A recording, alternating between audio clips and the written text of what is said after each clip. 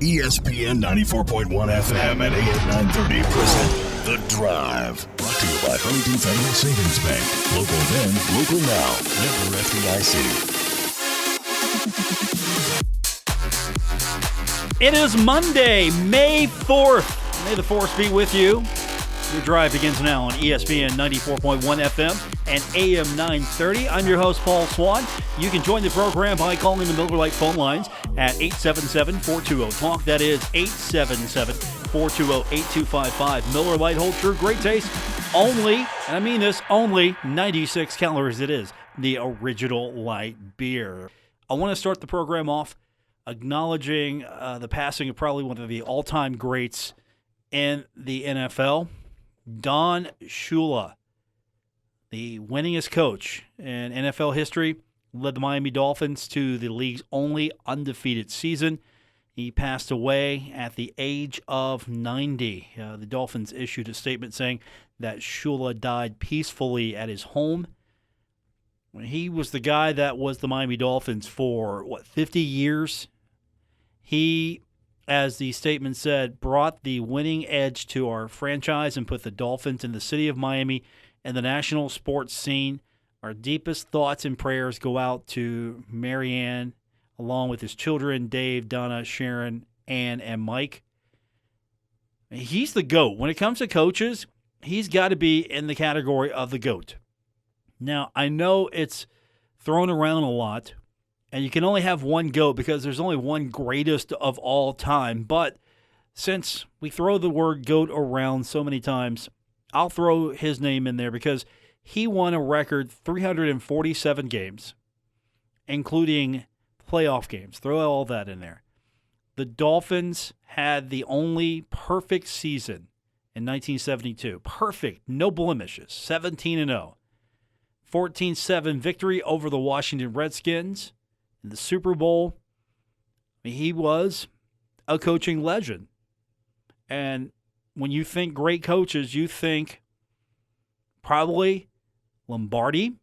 You throw Belichick in there. You cannot question what he has done. He has had unparalleled success winning championships. And you throw in Shula. As far as NFL coaches are concerned, can you go any deeper?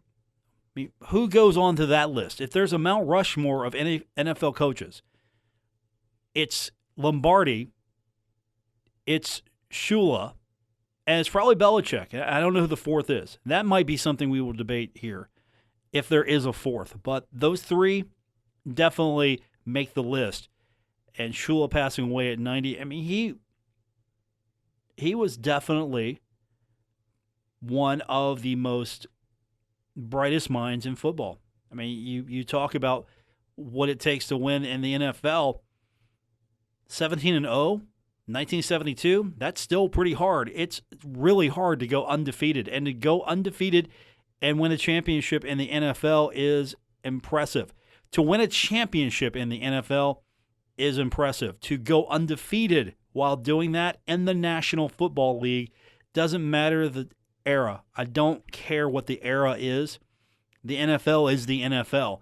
And to accomplish that, and it hasn't been replicated since the Patriots came close. If they would have won the Super Bowl, they would have been able to lay claim to that title. Sure, they won more games before they were beaten in the Super Bowl, and you acknowledge that.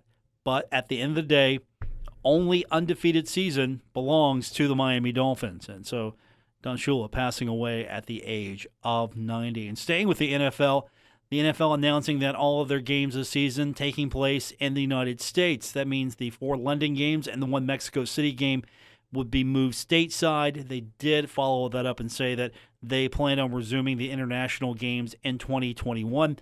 That's probably the best thing to do because, honestly, I don't know what the logistics would look like to play these games overseas with the current pandemic. The travel, that would be an issue. Are you going overseas just to play in an empty stadium? And I would think the answer is no. You're not going overseas to play in an empty stadium. Plus, this allows the NFL a little bit more flexibility. Think of it. If you're trying to put together a season and you want some flexibility in your schedule and you want some flexibility on how the season's going to play out, because you might start on time. You're telling everyone we're planning on playing. I mean, there are college athletic directors across the country. We're planning on playing on time. And you're saying that, and I understand why you're saying that, because you can't come out and say, yeah, we're not planning on kicking off when we're scheduled to. You absolutely don't say that. So I get it. But the NFL, they're going as business as usual right now, but they need that extra flexibility. And this will help with the scheduling, because they might have to, push this back a little bit. They might have to play later. They might have to play a condensed schedule. We don't know. This is still fluid. And I'm sure some states are going to be a little tighter as far as their restrictions than other states. And sure, I know a lot of you are stir crazy right now, because trust me, you're not practicing social distancing on some levels, and that's just a pet peeve of mine. But if we all are going to see sports, it's going to be in either a fanless variety, or it's going to be in a condensed fanless variety. We're just not going to see, I don't think, large gatherings of people in football stadiums. And we'll talk more about that later. I just don't see that happening. But with the schedule, everything being stateside now, also that means they can have a little bit more diversity. I mean, they're even planning on playing on Saturdays if college football is not there. And that's not a bad idea for the NFL. And they mean if college football's not there, we're going to shoehorn our games in and we're going to try to muscle you out and try to take some of this real estate. It's not even that. It's if there's no college football, because college football being played is different than pro football. The NFL can pull this off. It is a united league. Sure, there are individual owners and you have a commissioner and you have players, but it's still under one umbrella, and they can get this done. At the end of the day, it's the NFL. It's not the Big 12. It's not the SEC. It's not the Big 10. It's not Conference USA. It's not the Mid-American Conference. It's not the Sun Belt. It's one organization, one umbrella, the NFL. And so I think they can pull this off.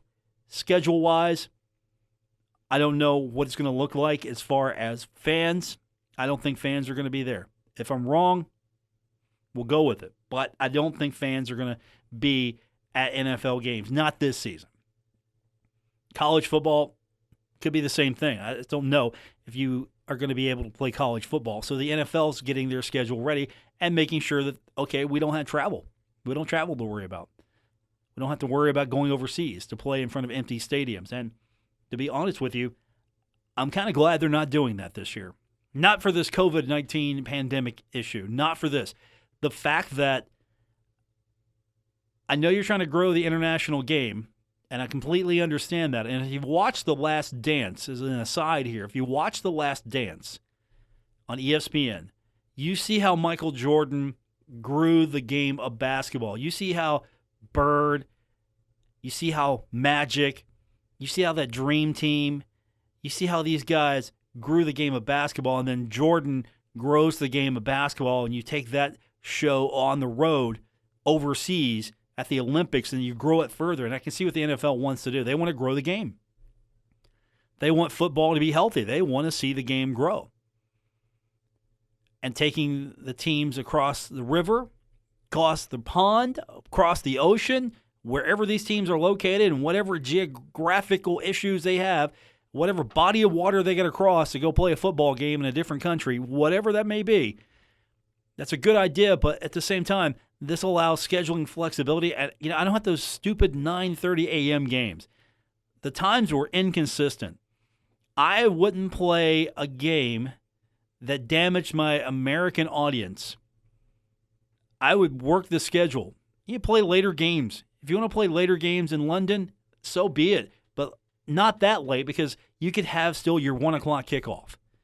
And I think that would help. Have that 1 o'clock kickoff. And I didn't like those early games getting up 9:30. I don't want to get up at 9:30 in the morning and watch football. Okay. That's not true. That's a lie. Let's go ahead and call myself out on that. That's a lie. I would get up at 9:30 a.m. to watch a Bengals game. But If it's not a Bengals game, then yeah, we'll see. I'll just catch the highlights. But with that said, I think they need to do themselves a favor here by reworking that schedule. They'll have a year or so to work it out and try to figure out what is the best way to go. But right now, the NFL not calling off anything other than we're not going to be playing overseas. We're going to resume in 2021. It's probably the best play for them. Don't forget, you can be a part of the program, 877-420-TALK, 877-420-8255. Paul Swann with you on this Monday, May 4th, here on ESPN 94.1 FM and AM 930. Never miss a moment of The Drive with Paul Swann. Subscribe on Apple Podcasts, Spotify, or wherever you get your podcasts. We are presented by Huntington Federal Savings Bank. Welcome back to this Monday, May 4th edition here on ESPN 94.1 FM and AM 930. We've been talking a lot about how conferences are starting to change their media days, change their football gatherings, and the AAC already a leader in the group of Power Six, I apologize. They have also announced that they are going to have their summer kickoff and media days virtually. So they're now on top of it. They had it scheduled from July 12th to 14th in Newport, Rhode Island, but because of the concern of the pandemic, well-being of student athletes, coaches, staff members, they have basically decided that they're going to have a virtual version. It's going to be on a date to be determined. They don't know yet. I don't know what the format's going to be, but it's pretty much going to, I'm sure, be a online Q&A maybe, or they're going to have someone do the questioning, and it'll be a back and forth, sort of like what Conference USA has done with their televised portion of Conference USA's media days. This could be where it goes in the future. Why go to the expense, especially if you're a smaller conference? If you're not the SEC or the Big Ten or the ACC, you're a smaller conference, especially with a geography like Conference USA. Wouldn't it be better just to say, forget this thing? Let's go virtual. Let's go online, and we can have questions that way if need be. I mean, that's going to be one way to save money. Think about it. What's the value of flying Doc Holliday and player to be selected to Texas, and then Marshall Media flying to Texas to ask Doc Holliday questions about the upcoming season when all that can be achieved here? And if you are not the SEC, ACC, Big Ten, you're not going to have a throng of reporters. You're not going to have a horde of reporters. They're not going to do it. I mean, Conference USA doesn't even have a weekly teleconference. Doesn't give the media that opportunity to sit in, ask questions of the other coaches. That doesn't happen at Conference USA. But this might be the way to go. Just go virtual. To be honest, this could be, I mean, you shoot one camera. Seriously. Get your video that way. If it's more geared towards television, then you've got your video component already taken care of. If you are concerned about radio, we'll get the sound, newspaper, they'll get the quote. I mean, this could be the way to go, at least for a couple years. I don't know. What's the whole point of having these media days other than to generate conversation? And again, if you're not one of the major conferences like the Big Ten, ACC, SEC, there's not a throng of reporters descending upon Conference USA Media Days.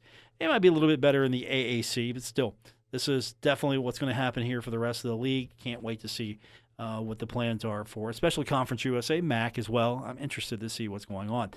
And this continues as well because,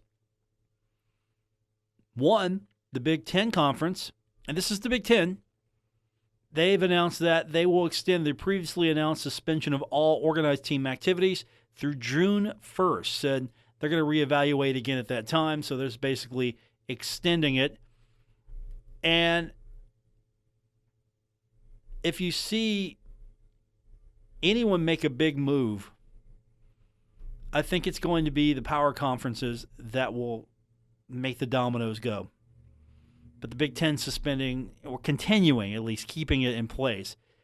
And you've got Kansas State Athletic Director Gene Taylor even saying that the Big 12 is currently discussing 7 primary options for the upcoming football season. And this came out on Friday. We didn't get a chance to see it for the show. But here are the plans. Take note, Mountaineer fans. Starting the season is scheduled in early September. So, okay, that's the positive plan. You don't want to deviate from that as far as your fan base. This is what you're telling them. You're trying to put on a show. That's where you start. Hey, we're going to play football. We're scheduled to play. If that changes, we'll adjust, but we're scheduled to play. Okay, that's that. Then they're starting the season in late September and ending games in December, starting the season in October and playing a conference-only schedule, starting the season in September and playing a conference-only schedule, waiting until 2021 and starting the season in January, waiting until 2021 and starting the season in March, splitting up the season with 6 games in the fall and 6 games in the spring. I'm not feeling that one. Okay. They're thinking. Let's just look at these plans. Okay, so if we get the all clear, and I don't know what that looks like, because honestly, this is going to be a virus that's going to be with us for a long time. So there's not going to be a perfect all clear. You're trying to reopen businesses at the same time. You're trying to practice good social distancing. You're trying to do everything you can, because honestly, the longer we have to stay sheltered or stay under restriction, the longer it's going to take to get this stuff back that you like. So I think that's optimistic. Start the schedule in early September. And again, this doesn't even outline what this looks like with or without fans. I'm assuming this is without fans. Or you can push it back a few weeks. You start the season in late September. Okay. That's a fair starting point. Look, let's see what this thing looks like here. We might have to start late. Some college campuses, universities, they might be starting on time with their student populations. They might be starting later. Some of them still might be in a situation where they think they're going to have to go virtual and they're going to have to do online learning. It's going to be a grab bag, but that gives you some room. And you end the games in December. Okay, so you start in September, end in December. All right, that's 3 months. And that's late September. Or you push this back to October. Okay. Again, October gives you an opportunity to get everything in place, kind of have a good feel for where this is going, what it looks like, how to pull this off. And you could play a conference-only schedule. And that's going to disappoint a lot of people because you like those conference games. You sure do. But sometimes those non-conference games can be really attractive. Big-time opponents, big matchups you don't see very often. Or you can get a 1AA opponent. Your school may vary. But that's not a bad plan. Okay, push it back October. I get that completely. And that might be the compromise. If you're going to try to have this, you might have to go to a conference-only schedule. I mean, same thing in Conference USA. And that's going to disappoint a lot of fans because you're looking forward to those non-conference games, but at the same time, do you want football or do you not want football? And so this might be one of the compromises. And I know that hurts. Those are big-time games on your non-conference schedule. I know that hurts you. But, again, the times are different, and that's where I'll leave that. So that's not a bad plan. Then you could start the season in September. You could play in October. I mean, you could even just start in September. Go, okay, we're going to play conference only. Not going to have non-conference. We're going to be able to control our schedule fully, and you'll know if you can start because again, you're hoping that all your conference teams can play because you're going to have to coordinate that. You're just going to redo the schedule, try to make it fit as best as you can, try to make this work. And so you could do this, or you could And honestly, this might happen depending on where we're at here in a few months. You could start this season in 2021. You could start in January. Okay. Right after Christmas, start of the new year, you're going to have January. You're going to start playing football. Or you could really try to wait this thing out and you could start playing in March. You'll still have students. Hopefully students will be on campus, and so you'll have students, and you can play this schedule in March. I don't know if I like the splitting up the season. I would rather it be all in the same time frame. I don't think, because what's the point? Okay, we're going to play, and then we're going to stop, and then we're going to play again. No, I would rather you figure out where you can play, when you can play. And I know none of these options, other than starting the regular season on time, might sound appealing to most of you. There might be some issue here. And again, are these games going to be played without fans? And if it's going to be without fans, then you can be really flexible. This is going to be television-based. And that's great for a conference like the Big 12. You know why? Because they've got the television package where they're going to take a hit. Obviously, they're going to take a hit as far as the attendance is concerned, because they're not going to have attendance. And that means alcohol sales, depending on your stadium, and concession sales, and ticket sales, and jersey sales, hat sales. You want a watered-down soda? There you go. $5, please. You're going to miss out on those opportunities. But you're going to have television money. And maybe the demand for the product is going to be pretty high, so you might have a leg up here. But that's their plan. So that's on the table. And this could change. This all could be thrown out the door, thrown out the window. It could be jettisoned into space, since it is Star Wars Day. And we could be looking at a completely different plan.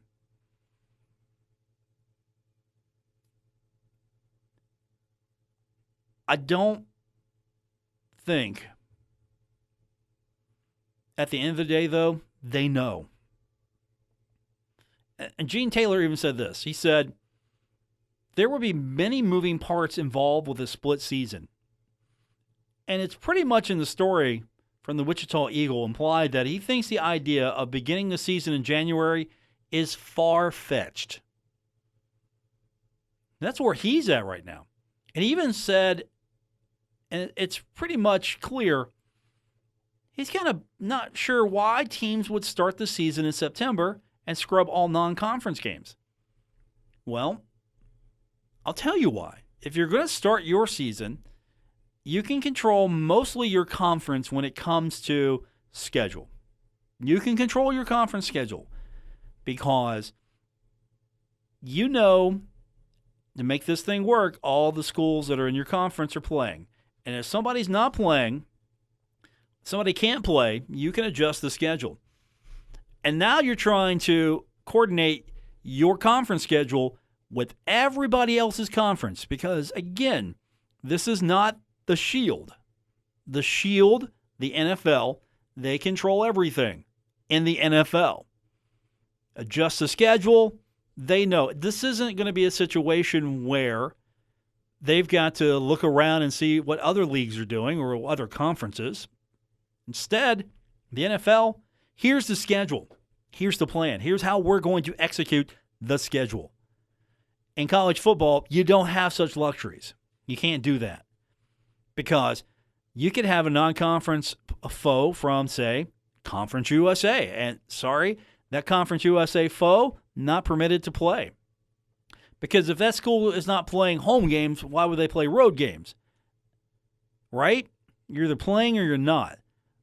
So that's why you look at this and go, okay, you might have to start early and kill all of the non-conference games because you just don't know. I don't think we're just going to have a start date that says, okay, we've got college football, here it is. Everybody's starting day one. I don't see that happening. But again, I am honest enough to tell you that I don't know because we don't know. But that's the plan right now. It's to go and try to figure out what the schedule would look like if this happens. It's sort of one of those flow charts, yes or no, And then you go and see what the options are depending on what you select. Do you want to play college football? Yes or no? Okay, click yes. All right, here are the next options in the yes category. And then you go from there. I think they're doing that right now with their college scheduling. And honestly, they're not the only ones that are thinking about it, because FBS schools and the independent realm, they're thinking about, well, what are we going to do?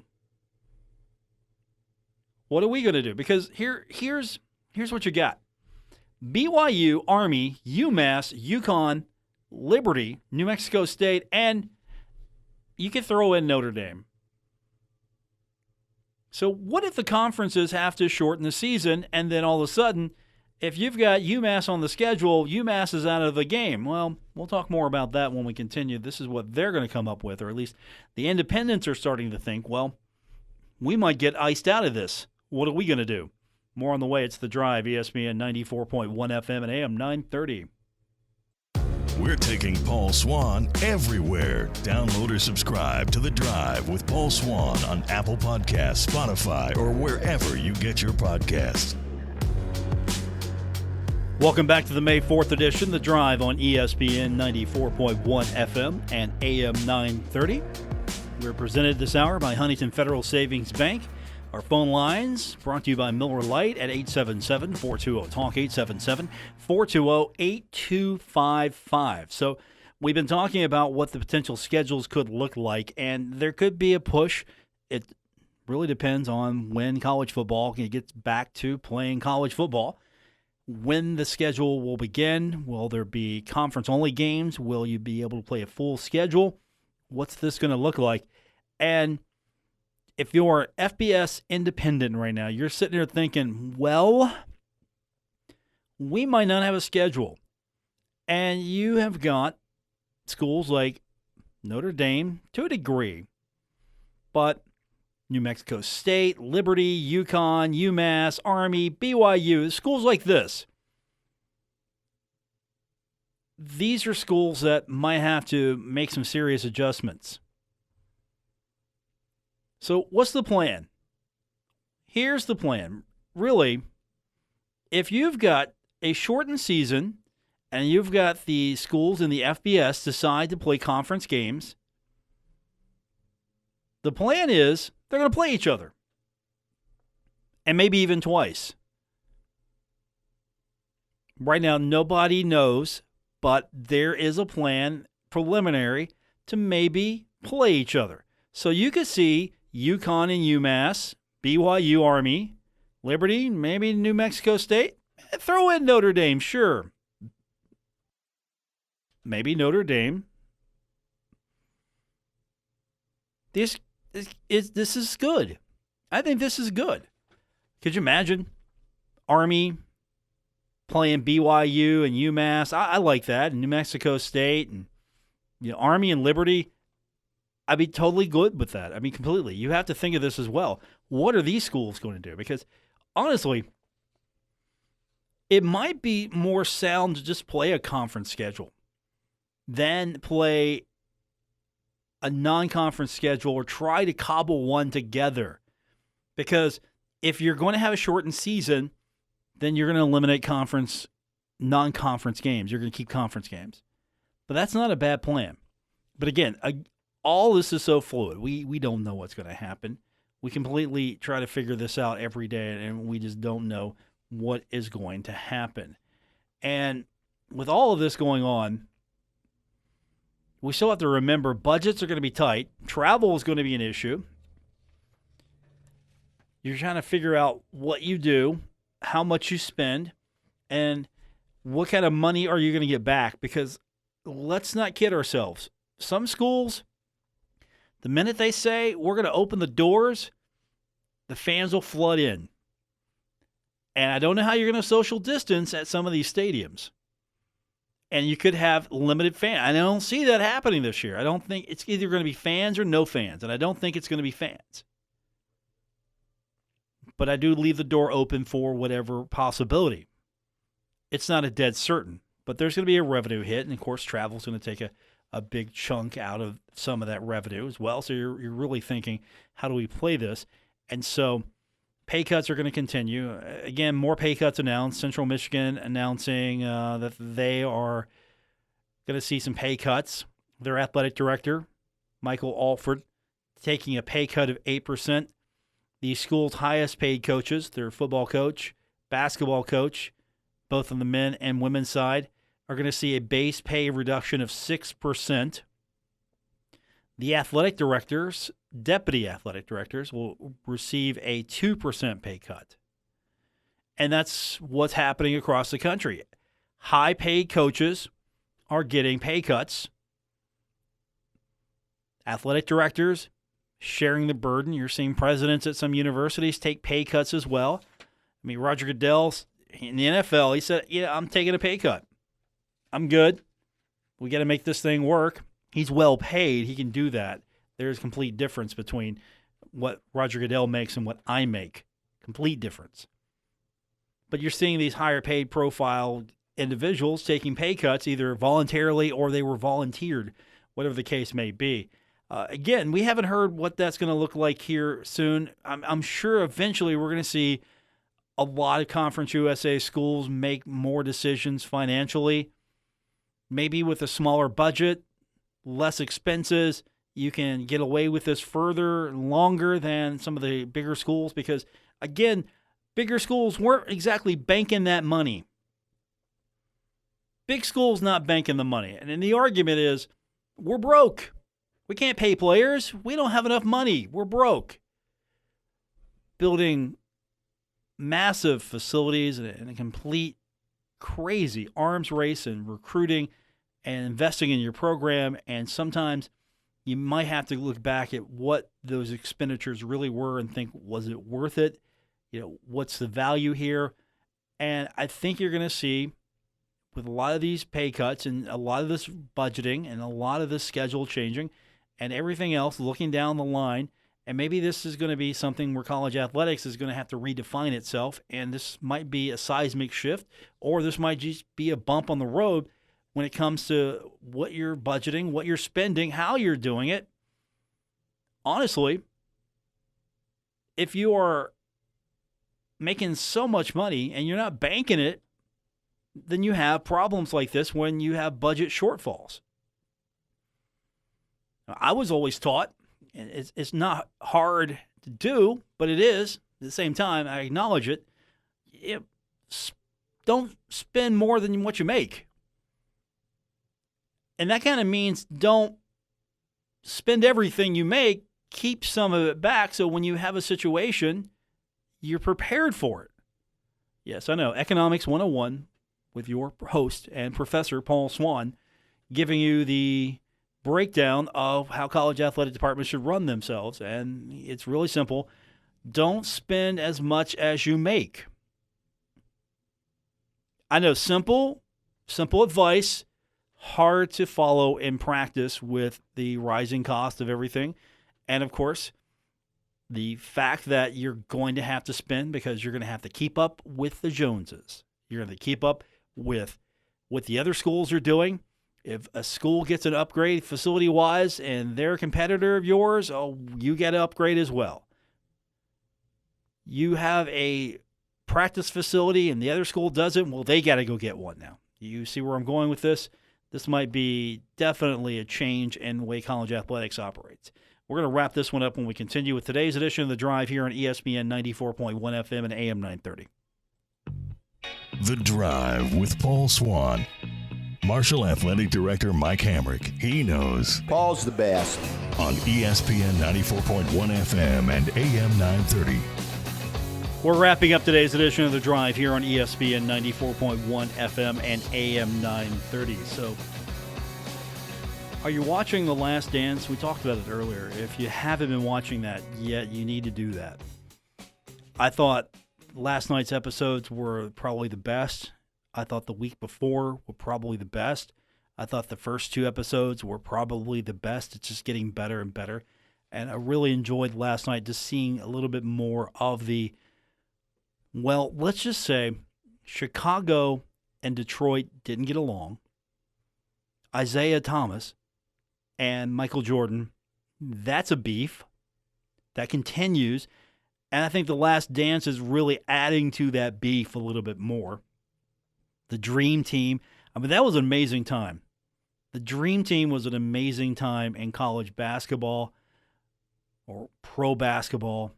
College basketball was not necessarily giving the very best and brightest the Olympics, but it was just an amazing time. I mean, you had probably the greatest assembly of talent ever in a basketball team, and Michael Jordan leading the way. Because again, he was the alpha, as described in the documentary last night. He was the alpha, because you had a room full of alphas. But Jordan, he became the alpha of that alpha pack. That's saying something. There's some serious talent in that room. And by the way, let's just go ahead and say this now. Charles Barkley, he didn't win a championship. That doesn't take anything away from him. That takes nothing away from him. Because, let's be honest with you, Jordan was a once-in-a-lifetime player. And I think Barkley, he probably could have won a championship or two if Jordan wasn't in the way. And that doesn't take anything away from Barkley, because I think Barkley gets forgotten sometimes. I mean, we love him. He's lovable. He's Charles. Things are terrible. You get that. But I think Barkley, I mean, he came to terms with it. Okay, I played against Jordan. I lost to Jordan. I'm okay with that. And guess what? A lot of people lost to Jordan. And I think that was fascinating. And that's going to do it for this edition of the show. Check it out if you haven't already. Last Dance, ESPN's probably going to strip run this thing 500 more times. And so they should. Because they've got gold here. This is definitely one of the best nights I saw. And if you see that kid that's holding the sign, yelling at Chuck, I mean, I love this kid. The kid yells, "Don't take it personally, Charles." And I just look at this kid like, yeah, that's my guy. That's my guy. All right, we're done for the day. Enjoy the rest of your Star Wars day. WRBC Huntington, W227BS Huntington, your flagship home of the Marshall Thundering Herd and The Drive with Paul Swann, ESPN 94.1 FM and AM 930.